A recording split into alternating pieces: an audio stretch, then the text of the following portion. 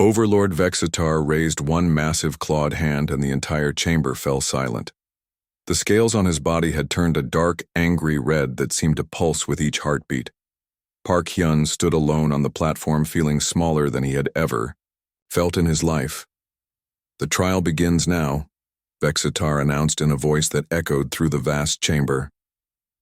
"Humanity stands accused of being a threat to galactic peace and security." Hyun could not believe what he was hearing. This was supposed to be a membership hearing, not a trial. He had come here to show Earth's achievements, to prove they deserved a place among the stars. Instead, he was being treated like a criminal. "Wait," Hyun called out, raising his hand. "I came here as an ambassador, not as a defendant. What crime has humanity committed? We have never even met most of your species before today." Counselor Nimra clicked her crystal legs together, making sharp sounds that hurt Hyun's ears. "Your species' crime is its very nature," she said, in a voice like breaking glass. "You are violent, destructive, and dangerous. Your history proves this beyond doubt."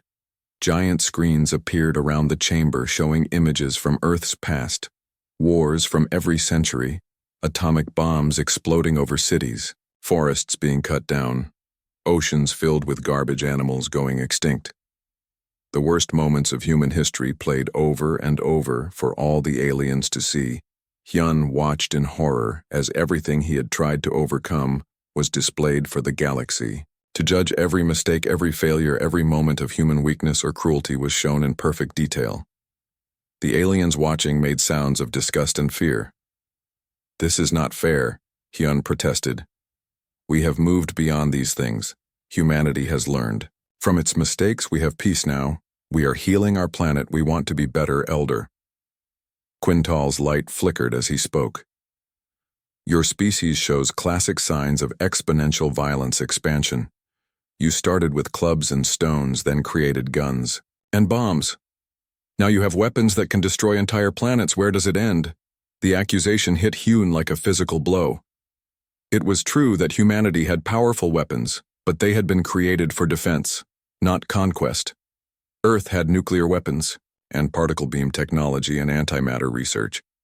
But these were for protection against unknown threats, not for attacking others. We only developed these weapons because we did not know what was out there in the galaxy. Hyun explained. We were afraid and alone. We created defenses because we thought we might need them. Exactly, Vexitar roared, his scales now glowing bright red. You create weapons first and ask questions later. This is the behavior of a species that will consume the galaxy. Like a plague, more aliens stood up around the chamber. Each one spoke against humanity, bringing up evidence that Hyun had never seen before. They had been watching Earth for centuries, studying human behavior, analyzing human potential. They knew about secret military projects that even Hyun did not know existed. They showed footage of human soldiers training for space combat. They displayed blueprints for weapons designed to work in zero gravity. They revealed intelligence about Earth's hidden defense systems. Some of the technology they showed was so advanced that Hyun wondered how they had obtained such detailed information. Do you deny that your species has weapons capable of destroying stars? Counselor Nimra asked her crystal body, reflecting the chamber lights in angry patterns. Hyun felt his mouth go dry. He could not deny it, because it was true. Project Prometheus was Earth's most classified program, a theoretical weapon that could destabilize stellar cores, but it had never been tested, never been used. It was only a contingency plan for the most extreme circumstances. I cannot discuss classified Earth defense programs, Hyun said, trying to maintain some dignity. But I can tell you that we are a peaceful species now. We have not had a major war in over 50 years. 50 years, Vexitar laughed, a sound like grinding stone. 50 years is nothing. We have species here that have maintained peace for 50,000 years. Your brief moment of calm proves nothing. The vote was called with shocking speed. Hyun had expected days of hearings, witnesses, evidence presented in his favor. Instead, the decision took less than an hour. Species after species stood to cast their vote against humanity. The reasons were always the same. Too violent, too dangerous, too unpredictable. Yun tried to speak in humanity's defense, but his words were ignored or dismissed. Every achievement he mentioned was twisted into evidence of human aggression. Earth's space program became proof of expansionist desires. Their scientific research became evidence of weapons development. Their cultural diversity became proof of internal conflict. Only one species abstained from voting. The Luminar Collective remained silent when their turn came to vote. Their representative was a being of pure energy that communicated through light patterns. When asked for their vote, they simply pulsed once and said, "We reserve judgment." The final vote was overwhelming. 3,000 species voted to find humanity guilty of future crimes against galactic security.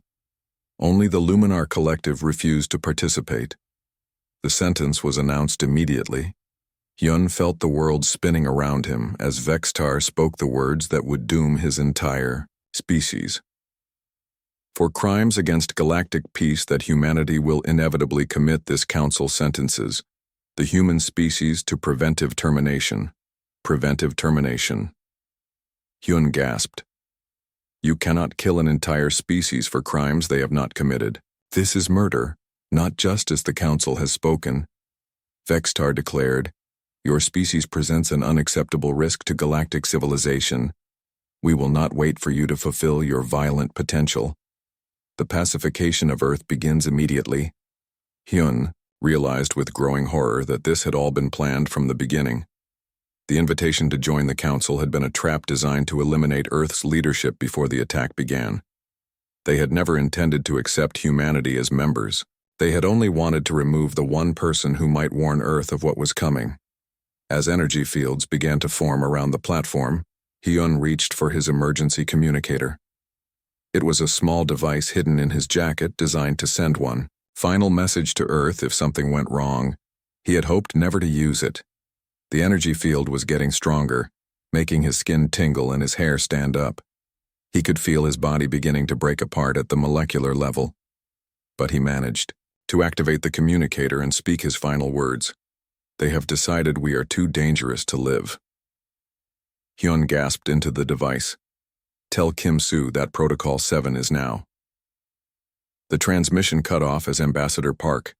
Hyun was vaporized in front of 3,000 alien witnesses. His body turned to light and then to nothing, leaving only empty space where Earth's greatest diplomat had stood. The aliens in the chamber made sounds of satisfaction and relief. They believed they had prevented a galactic catastrophe by eliminating the human threat before it could spread. They congratulated themselves on their wisdom and foresight. None of them realized that Hyun's final message had reached Earth. None of them understood what Protocol 7 meant. None of them knew that by murdering Earth's ambassador, they had just activated the very weapon systems they feared. The council members began planning their attack on Earth, confident that they had eliminated the only human who knew of their decision. They expected to find a primitive world defended by simple weapons and desperate soldiers. They could not have been more wrong. Far away on Earth, Dr. Kim-Soo received the transmission that would change everything, the message that would transform humanity from galactic underdogs into the most feared species in the galaxy. The message that would make the council regret their hasty judgment. Park Hyun was dead, but his sacrifice had given Earth the one thing it needed most: warning. Dr. Kim-Soo was deep underground in the Lunar Command Center when the message arrived. The facility was buried 3 kilometers beneath the moon's surface, hidden from any scanning technology that alien visitors might use. Above ground, the moon looked empty and lifeless, but below was humanity's most secret military installation. Kim-Soo had been friends with Park Hyun since their university days. They had studied together, dreamed together, and worked together to prepare humanity for contact with alien civilizations. She had hoped never to hear his voice speak the words that now echoed through the command center. Tell Kim-Soo that Protocol 7 is now. The transmission cut off with a burst of static, and Kim-Soo felt her heart break. She knew what that incomplete sentence meant. Protocol 7 was active. The Doomsday Protocol. The plan they had created for the worst possible scenario. The plan that meant Park Hyun was dead, and humanity was about to face extinction. Technician Lee Min looked Up from his console with wide eyes, Director, the message came from the Galactic Council station. But all other communication has stopped. We are not receiving any diplomatic signals, analyst. Yang Da was already pulling up displays, showing the deep space monitoring network. Director, I am detecting massive energy signatures moving toward our solar system. The signatures match theoretical alien fleet formations, multiple ships, very large ships. Kim Soo closed her eyes for a moment and let herself feel the grief of losing her friend. Then she opened them and became the person Earth needed her to be. The director of xenological defense. The woman who had spent 20 years preparing for this exact moment. Activate protocol. 7. She said in a voice that carried across the entire command center. Authorization Kim Soo Alpha 7. 7-9.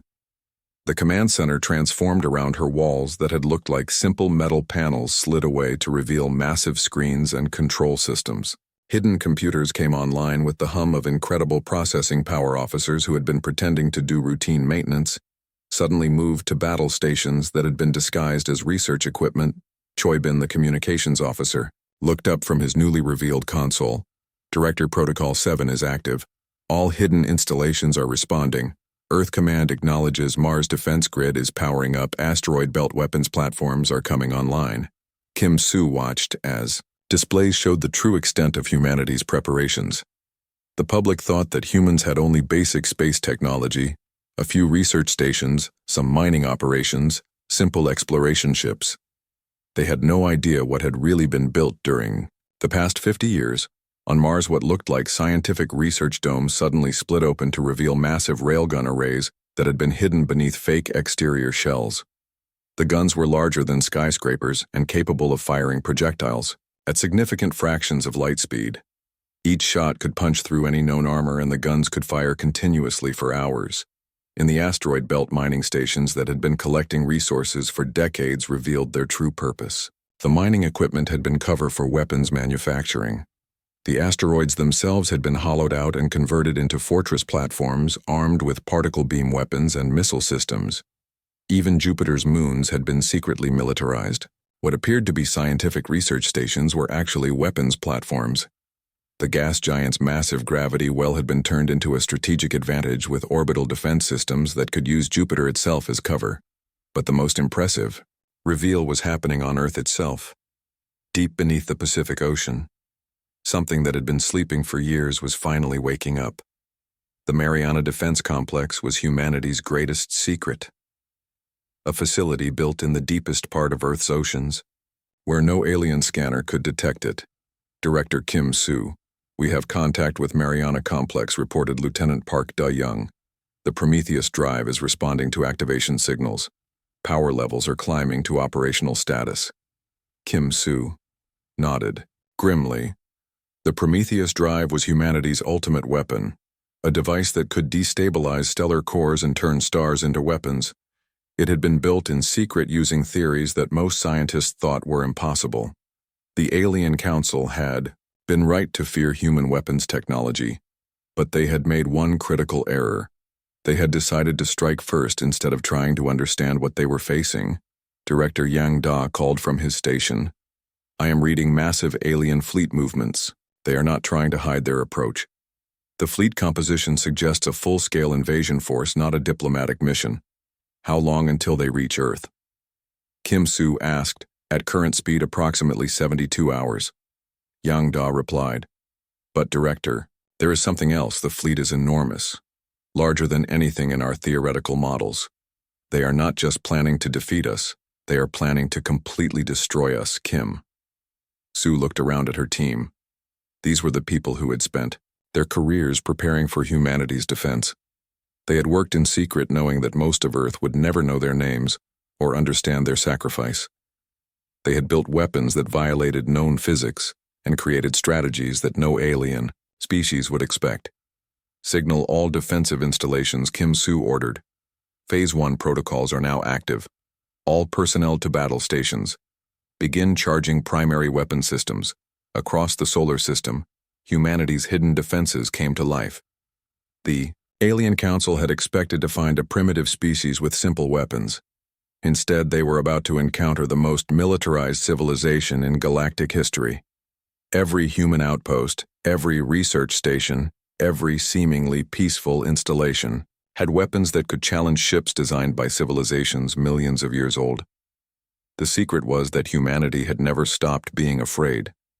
Since the first human looked up at the stars and wondered what was out there, they had been preparing for the possibility that those stars might hold enemies. Humanity had reached for the heavens with one hand, while keeping the other hand on a weapon. Dr. Kang Hua appeared on the main screen from the Prometheus facility. Kim Su, the stellar destabilization weapon is ready for deployment. We have target locks on 17 star systems known to harbor hostile council members. The weapon can be fired within 6 hours of your command. Kim Su felt the weight of that responsibility. She now had the power to destroy entire solar systems, to commit genocide on a scale that even the alien council could not imagine. But she also knew that they had fired first. They had murdered Park Hyun and declared war on all of humanity. Director Lee Min called out, "Long-range sensors are detecting the alien vanguard. 6 hours ahead of the main fleet. 12 ships moving at maximum speed toward Mars. Perfect." Kim Su smiled for the first time since receiving Hyun's message. Let them come to Mars first. Let them think they are facing our outer defenses while our real weapons prepare to surprise them. She opened a communication channel to Mars Defense Command. This is Director Kim Su. Authorization Alpha 779. Mars Defense.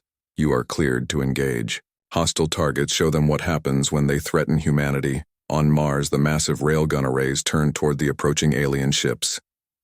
The guns had been waiting for 50 years for this moment, built by humans who hoped they would never be needed but who had made sure they would be ready if the day came. The alien ships approaching Mars had no idea what they were flying into. They expected to find primitive human defenses that could be easily overwhelmed. Instead, they were about to face weapons designed by a species that had been preparing for galactic war since before they knew the galaxy existed. The Council had made the mistake of judging humanity by their past, instead of understanding their potential. They had seen Earth's history of violence and assumed humans were simply brutal and stupid. They had not realized that human violence was paired with human intelligence and human determination. As the first alien ships entered Mars orbit, they were about to learn the most important lesson about humanity. When threatened with extinction, humans do not surrender. They do not negotiate. They do not run. They fight with everything they have, and they fight to win. The war for humanity's survival was about to begin, and the galaxy was about to discover why humans had always been afraid of the dark. They had been preparing for the monsters that lived in it. 3 months after the destruction of the Vextar system, Dr. Kim Su stood in the same council chamber where Park Hyun had died. But everything had changed. The massive space station that had once buzzed with the confident activity of 3,000 species now felt like a tomb filled with fear. The surviving council members sat in their chairs, but their body language showed defeat and terror. Overlord Vextar was dead along with his entire species and homeworld, the crystal being counselor. Nimra had lost several of her limbs in what she claimed was grief, but looked more like stress-induced shedding. Elder Quintal's light had dimmed to barely visible levels. Kim Su walked to the center platform where her friend had made his final stand. She carried no bag of cultural treasures, no music or art to share. Instead, she carried a simple data pad containing humanity's demands. The galaxy would listen this time, because they had no choice. The human fleet that had escorted her to the station was visible through the chamber's massive windows. 50 ships hung in space around the council station. Each ship was larger than anything humanity had openly possessed before the war. Each one carried weapons that could destroy planets. The real threat was not the ships everyone could see. It was the weapons no one could detect. Hidden throughout the galaxy, human devices waited for activation signals. Stellar destabilizers placed near the home stars of every council species, quantum bombs hidden in asteroid belts, nanoweapon swarms disguised as space dust. Humanity had spent the 3 months since their victory very busy. Kim Su activated the chamber's communication system, and her voice carried to every corner of the vast space. The old Galactic Council is dissolved, she announced without ceremony. The new order begins today. Counselor Nimra tried to object, her crystal voice cracking with stress. Humans cannot simply declare our government invalid. We have existed for millions of years. We have maintained peace across thousands of star systems. Kim Soo looked at the alien with cold eyes. You maintained peace by threatening extinction against any species that disagreed with you. You murdered our ambassador when he came in. Friendship. You declared war on humanity for crimes we had not committed. Your version of peace was built on fear and genocide. She gestured to the empty seats around the chamber. Half of your council species have already surrendered to human authority. The other half are desperately trying to prove their loyalty to Earth. Your old system died the moment you decided to kill Park. Hyun, the data pad in her hands, contained the new rules that would govern galactic civilization. Kim Soo had spent weeks crafting these laws with Earth's best legal minds and military strategists. Every word had been chosen to prevent another species from facing humanity's situation. The Hyun Doctrine is now galactic law. She continued. No species may be judged guilty of future crimes. No civilization may be attacked for potential threats.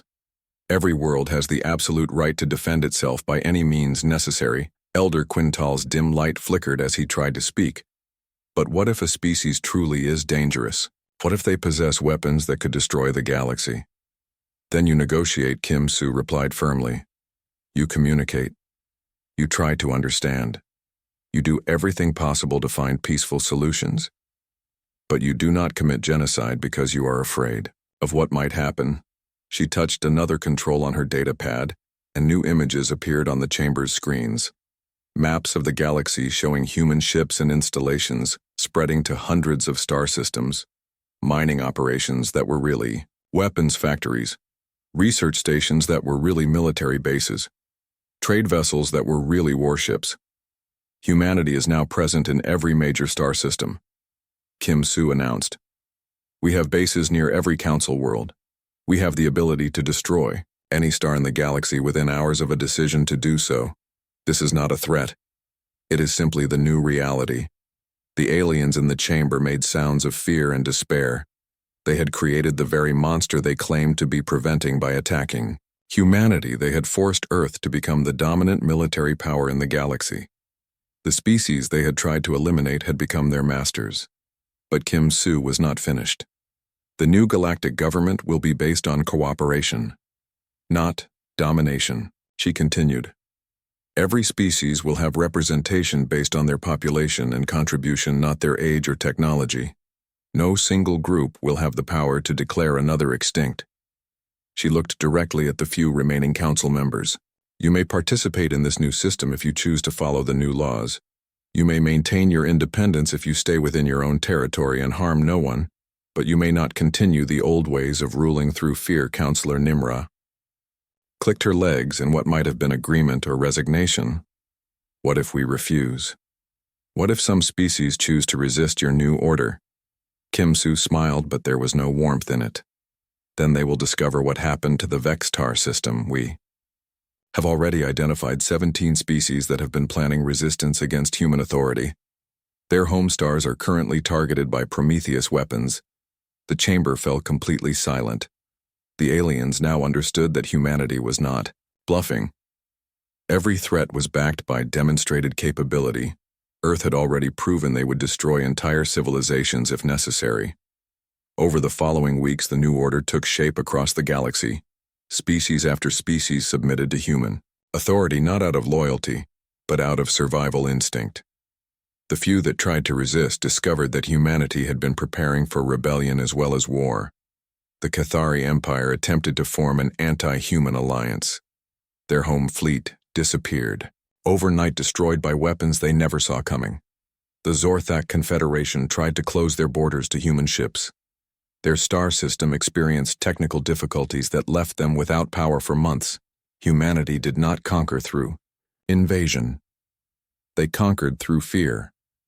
Every species in the galaxy knew that Earth possessed weapons beyond their understanding, weapons that could reach across any distance to destroy any target.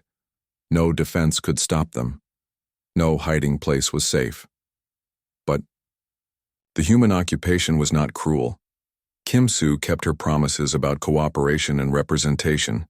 Species that accepted the new order found their lives improved. Trade flourished under human protection. Scientific advancement accelerated with human technology sharing. Cultural exchange reached levels never seen before. The galaxy discovered that humans were not the mindless destroyers the old council had claimed them to be. They were efficient administrators, fair judges, and surprisingly generous. With their advanced technology, species that had spent millennia struggling with basic problems found solutions in human databases.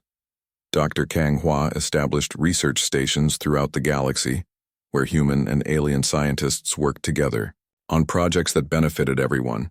Medical advances that could heal previously incurable diseases, energy systems that could power entire worlds without environmental damage, transportation technology that made interstellar travel faster and safer. But the most important change was in how species treated each other. The old system of judging civilizations by potential threats was replaced with actual diplomatic contact. The fear that had driven the Council's genocidal policies was replaced with communication and understanding. Kim Soo often visited Park Hyun's memorial on Luna. She would place fresh flowers from Earth gardens that now grew on alien worlds across the galaxy. She would tell her old friend about the changes his sacrifice had made possible. Your death was not in vain, she would whisper to the memorial stone. The galaxy is better now because of what you endured. They will never again murder an ambassador for bringing hope. The memorial garden had become a pilgrimage site for beings from across the galaxy. Aliens would come to honor the human who had died for their freedom from the old council's tyranny. His name was translated into thousands of languages and spoken with respect on countless worlds. Earth's transformation from victim to victor had taken less than a year, but the changes would last forever. Humanity had not sought galactic domination, but they had been forced to take it. Now they wielded that power more wisely than those who had held it before.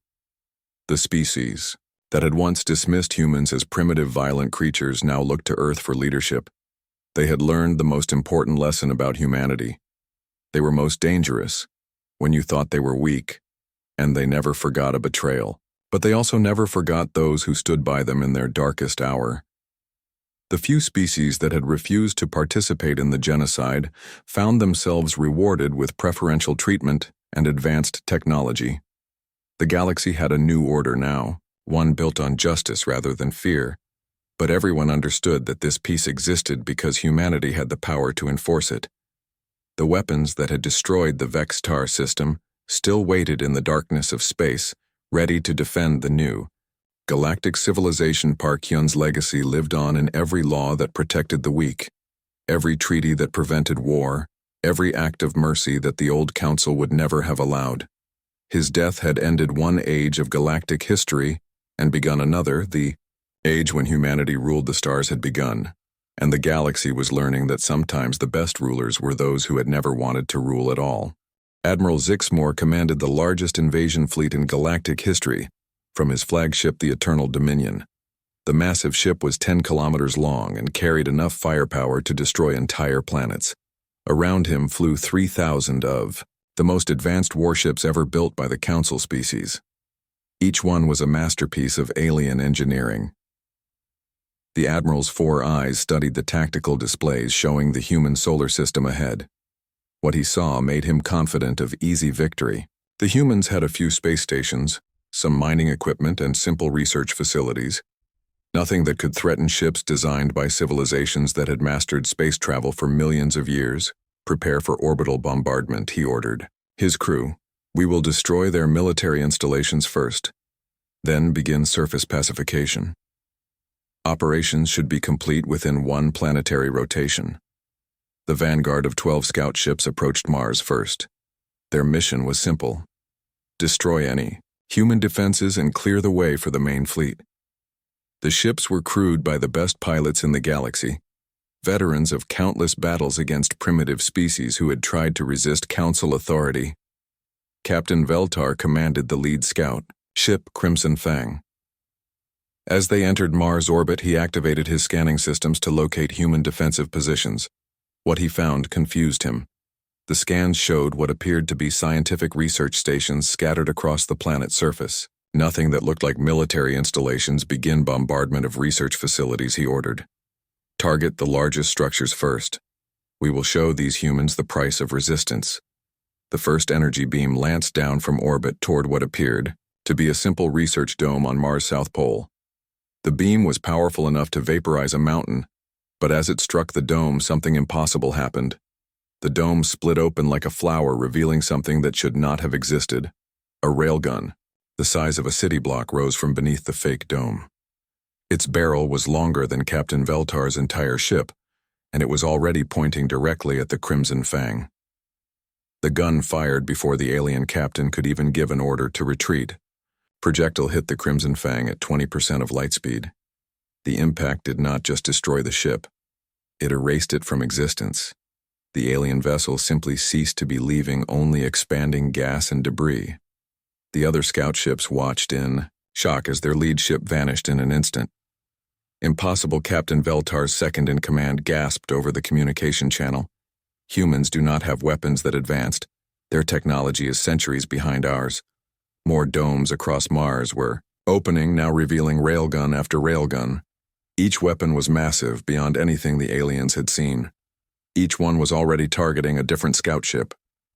The surface of Mars that had looked peaceful moments before now bristled with enough firepower to challenge a fleet. The railguns fired in sequence, creating a light show that could be seen from space. 11 more alien ships died in 11 seconds. Each shot was perfectly aimed. Each impact was instantly fatal. The advanced shields that had protected Council ships for thousands of years meant nothing against projectiles moving at relativistic speeds. Admiral Zixmore received the reports from Mars with growing disbelief. 12 ships destroyed, all hands lost. Enemy weapons unknown.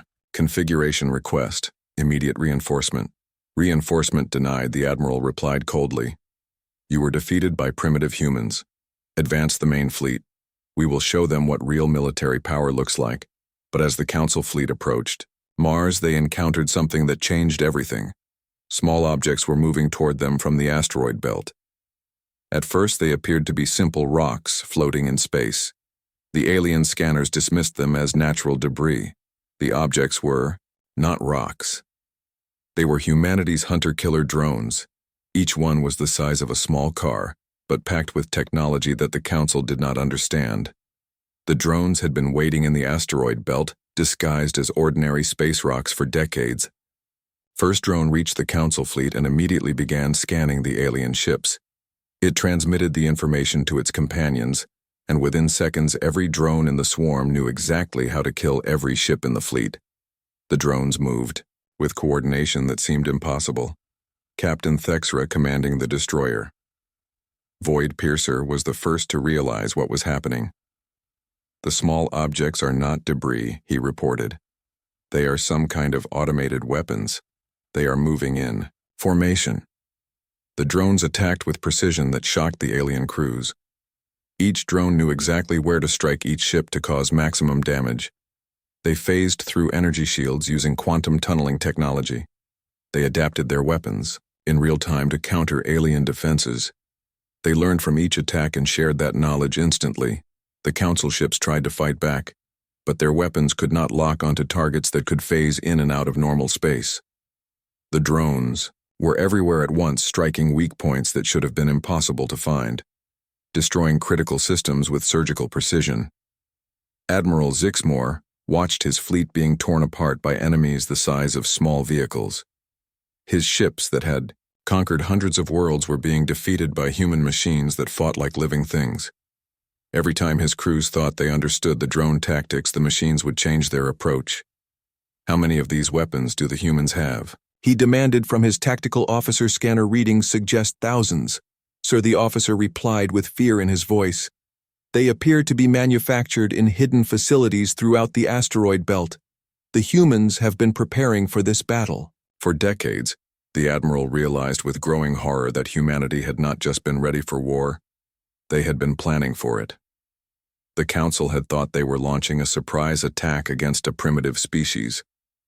Instead, they had walked into a trap that had been 50 years in the making. More surprises waited as the fleet pushed deeper into the solar system. Jupiter's moons, which had appeared to be simple research stations, suddenly revealed themselves as massive weapons platforms. The gas giant's gravity well became a weapon as human forces used it to accelerate projectiles to impossible speeds. From Io came streams of antimatter missiles that could destroy any ship they touched. Europa launched swarms of nano-weapons that ate through alien hulls like acid Ganymede-fired particle beams that could slice capital ships in half. Callisto revealed mass drivers that hurled asteroids at the attacking fleet. Every moon, every asteroid, every piece of human infrastructure in the outer solar system was armed and dangerous. The Council fleet that had seemed so overwhelming was being reduced to scrap metal by enemies they had dismissed as harmless. But the worst was yet to come. Deep beneath Earth's oceans, the Prometheus drive was reaching full power. Dr. Kanghua stood in the control room of humanity's ultimate weapon, watching power levels climb toward activation threshold. The weapon was humanity's greatest achievement and most terrible creation. It could reach across interstellar space and destabilize the nuclear fusion in any star. The targeted star would go supernova, destroying everything in its solar system. It was genocide on a stellar scale. Target acquired, Dr. Kang Hua reported to Director Kim Soo. The Vextar home system is locked.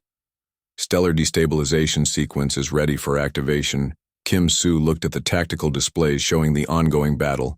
The alien fleet was being destroyed, but more ships were coming. Earth's defenses were holding, but the enemy had greater numbers. If this war continued, Earth might eventually be overwhelmed. The time had come to send a message that the entire galaxy would understand fire, she ordered. Deep beneath the Pacific Ocean, the Prometheus drive, activated energy that had been building for hours, was released in a focused beam that traveled faster than light itself. The beam crossed the galaxy in minutes, reaching the Vextar home system, 20,000 light-years away. The beam struck the system star and began the process that would end billions of alien lives. Nuclear fusion became nuclear fission. The star's core collapsed, then exploded outward in a supernova that would be visible across the galaxy. Within hours, every species in the Council would know that the humans had destroyed an entire solar system. They would understand that Earth possessed weapons that could kill stars themselves. The primitive species they had tried to exterminate had just demonstrated power beyond their comprehension.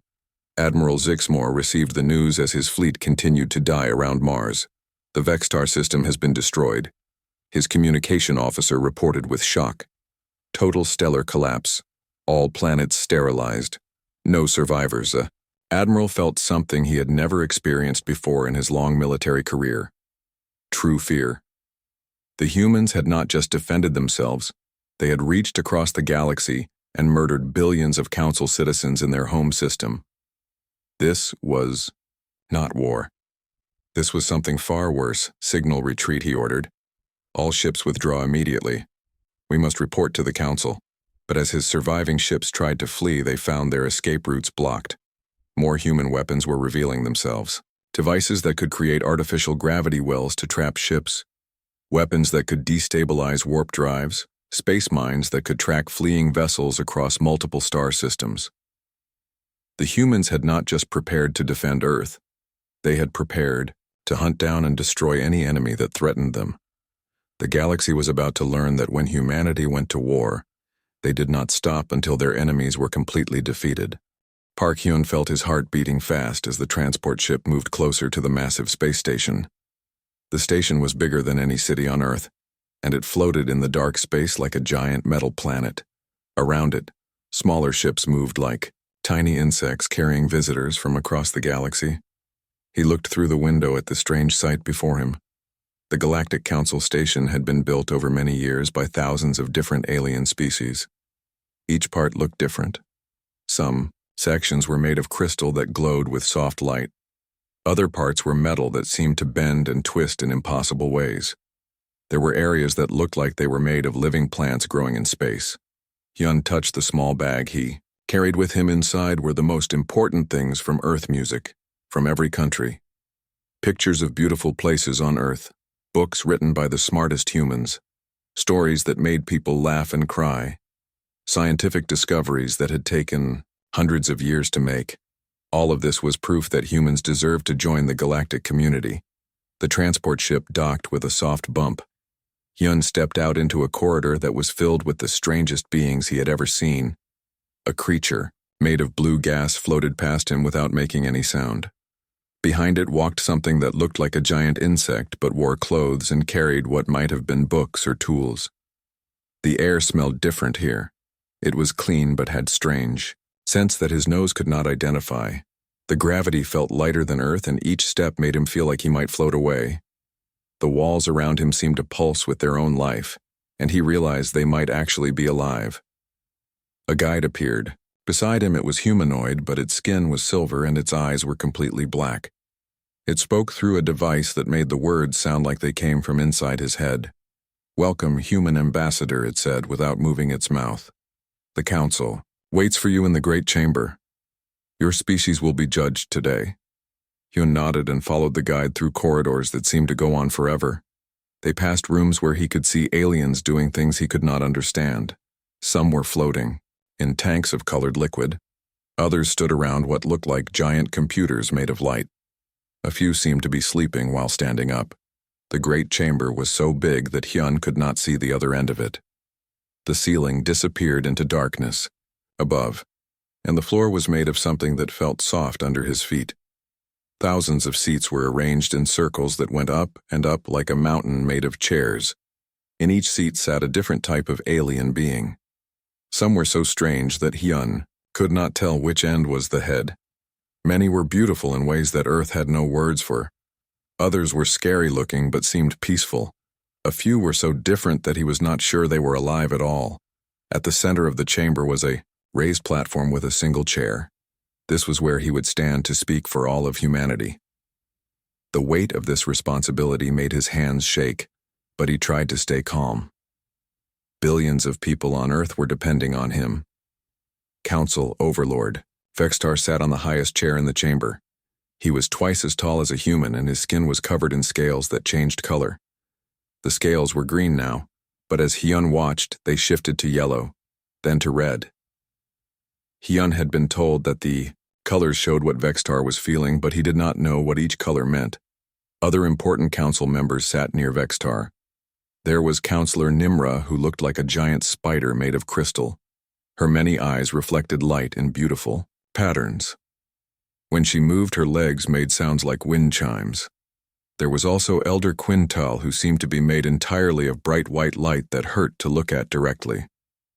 The chamber grew quiet as Hyun walked to the center platform. Every alien, eye or sensor or whatever they used to see was focused on him. He felt very small and very alone, but he remembered all the people on Earth who believed in him.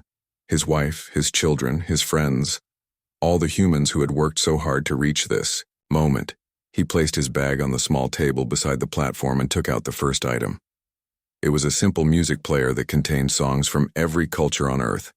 Classical music from Europe, folk songs from Africa, pop music from Asia traditional, chants from Native Americans, electronic music that had been created just decades ago.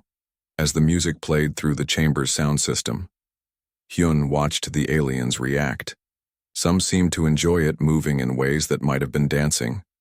Others appeared confused, tilting their heads or changing colors. A few made sounds that could have been appreciation or criticism. Next, he showed them art from earth paintings by great masters like Leonardo da Vinci and Van Gogh, sculptures from ancient Greece and modern times, photographs of Earth's most beautiful places, the Grand Canyon, the Northern Lights, tropical beaches covered in white sand, mountain peaks covered in snow. He displayed books and poems translated into the galactic common language, stories of love and loss, adventure tales that spoke of human courage, scientific papers that explained human discoveries, philosophy that asked the big questions about life and meaning. But as Hyun continued his presentation, he began to notice something wrong. Many of the aliens were not paying attention to the good things he was showing them. Instead, they were whispering to each other, and their body language seemed negative. Some were making gestures that he had been told meant disapproval. Counselor Nimra clicked her crystal legs together in a pattern that sounded angry. Elder Quintal's light grew dimmer as if he was losing interest.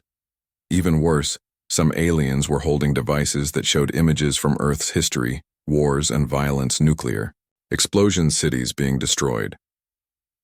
Environmental damage. Hyun realized that while he had been preparing to show Earth's best achievements, the Council had been investigating Earth's worst moments. They had seen the wars, the pollution, the weapons, the conflicts. They had decided that humans were too violent, too dangerous, too primitive to join their peaceful galaxy. He tried to explain that humans had learned from their mistakes, that Earth was now mostly peaceful, that they had stopped destroying their environment, that they wanted to be better. But the damage was already done. The alien faces around him showed no sympathy, no understanding, no hope. They had made up their minds about humanity before he had even arrived. His presentation that was supposed to prove human worth had become evidence of human guilt. Overlord Vextar's scales turned deep red, and Hyun remembered being told that this color meant anger or decision. The great alien leader stood up to his full impressive height, and the chamber became completely silent. Hyun felt his heart sink as he realized that this diplomatic mission that had taken years to arrange, that represented humanity's greatest hope, was about to become humanity's greatest disaster. The judgment was coming, and it would not be what Earth had hoped for.